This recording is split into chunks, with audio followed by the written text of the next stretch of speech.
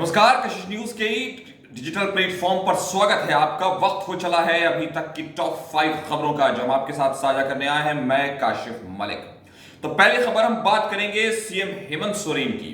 CM Hemant Soren द्वारा ED के समन के खिलाफ दायर याचिका पर झारखंड हाईकोर्ट में आज सुनवाई होनी है। हाईकोर्ट के चीफ जस्टिस संजय कुमार मिश्र और जस्टिस आनंद सेन की बेंच में हेमंत सोरेन की याचिका पर सुनवाई होगी। पिछली सुनवाई के दौरान अदालत ने सीएम हेमंत की ओर से पक्ष रखने और डिफेक्ट दूर करने के लिए 11 अक्टूबर की तिथि निर्धारित की थी। 23 सितंबर को ईडी के समन के खिलाफ हेमंत सोरेन ने हाईकोर्ट की शरण ली थी।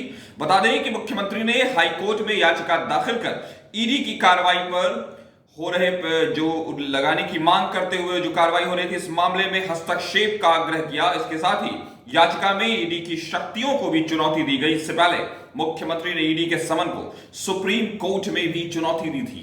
दूसरी खबर हम आपके सामने लाने वाले हैं बीजेपी की कमेटी की बैठक पर। बीजेपी की कोर कमेटी की बैठक हुई और केंद्रीय गृह मंत्री अमित शाह नवंबर के पहले सप्ताह में बिहार आएंगे और लोकसभा प्रवास के तहत मुजफ्फरपुर के पताही में उनका कार्यक्रम होगा। कोर कमेटी की बैठक में यह निर्णय लिया गया है और इस बैठक में लोकसभा की 7 सीटों पर चर्चा हुई है, जिसमें गोपालगंज, सुपौल, मधेपुरा, भागलपुर, बांका, नालंदा और पूर्णिया सीट हैं। ये सभी 7 सीटें फिलहाल जेडीयू के खाते में, जो अब महागठबंधन का हिस्सा है। बैठक में इस बात पर चर्चा हुई है कि सहयोगी सीट पर भी मजबूती से काम करेंगे।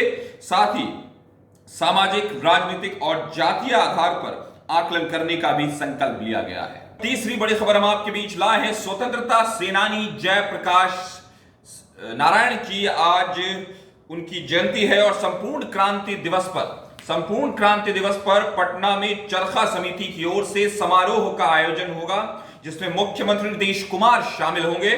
और लोकनायक जयप्रकाश नारायण का जन्म बिहार और उत्तर प्रदेश की सीमा पर बसे एक छोटे से गांव सिताब दियारा में हुआ था। उन्होंने अपनी प्राथमिक शिक्षा गांव में ही हासिल की थी। इसके बाद 7वीं क्लास में उनका दाखिला पटना में कराया गया था। बचपन से ही मेधावी जयप्रकाश को मैट्रिक की परीक्षा के बाद पटना कॉलेज के लिए स्कॉलरशिप मिली थी।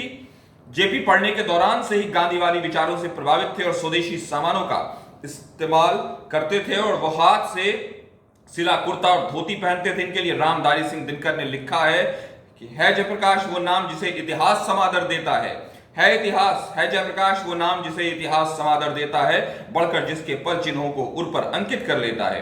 जेपी नारायण संपूर्ण क्रांति के जनक थे। भारतीय इतिहास में एक क्रांति एक अहम मुकाम रखती है। राजनीतिक विचारक जयप्रकाश नारायण ने छात्रों के बीच तत्कालीन व्यवस्था और सरकार के खिलाफ और समाजवादी, उनका जो अपना भारतीय समाजवादी चिंतन था, उसको लेकर आंदोलन की ऐसी मशाल जलाई कि उसकी चिंगारी पूरे देश में फैल गई। जेपी ने संपूर्ण क्रांति की विचारधारा से छात्र आंदोलन को एक जन आंदोलन में बदल दिया। अब खबर है, वक्त है चौथी बड़ी खबर का, जो रांची में कार्डिनल तेलिस्फोर पी टेपो का आज अंतिम विदाई हो रही है। बड़ी खबर है, इसमें खुद राजकीय सम्मान के साथ अंतिम संस्कार उनका किया जाएगा, जिसमें सीएम हेमंत सोरेन खुद शामिल होंगे। मुख्यमंत्री हेमंत सोरेन खुद शामिल होंगे। इससे पहले कार्डिनल के पार्थिव शरीर को फूलों से सजी गाड़ी में रखकर ले जाया गया और इस अंतिम यात्रा में हजारों लोग शामिल हुए, जहां उनके पार्थिव शरीर को सेंट मारिया गिरजाघर में रखा गया। कल सुबह लोयला मैदान में विशेष प्रार्थना सभा का भी आयोजन किया जाएगा। इसके बाद अंतिम संस्कार की प्रक्रिया होगी। राजकीय सम्मान के साथ कार्डिनल का अंतिम संस्कार होगा। अब वक्त है आखिरी और 5वीं बड़ी खबर का, जो भारत में हो रहे अभी 5 राज्यों के चुनावों से संबंधित है। मध्य प्रदेश से संबंधित है, झारखंड से संबंधित है। तो मामला यह है कि मध्य प्रदेश समेत 5 राज्यों में चुनावी बिगुल फूंक दिया गया है। बीजेपी और कांग्रेस दोनों ही पार्टियों ने अपनी कमर कस ली है। दिग्विजय सिंह ने इस दौरान कहा है कि बीजेपी पर जमकर निशाना साधा है। दिग्विजय ने कहा कि इस बार मध्य प्रदेश में उम्मीदों से ज्यादा सीटें जीतेंगे। चुनाव आयोग ने 5 राज्यों में चुनाव की तारीख निर्धारित कर दी है और इसी के साथ चुनावी रणभेरियां बजनी शुरू हो गई हैं।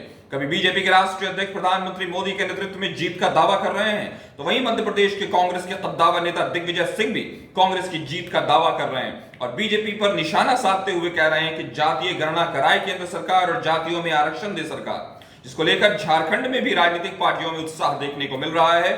जेएमएम के केंद्रीय महासचिव सुप्रियो भट्टाचार्य ने कहा है कि सभी 5 राज्यों में इंडिया गठबंधन पूरी मजबूती से चुनाव लड़ रही है और हम बीजेपी को परास्त करने में कामयाब होंगे।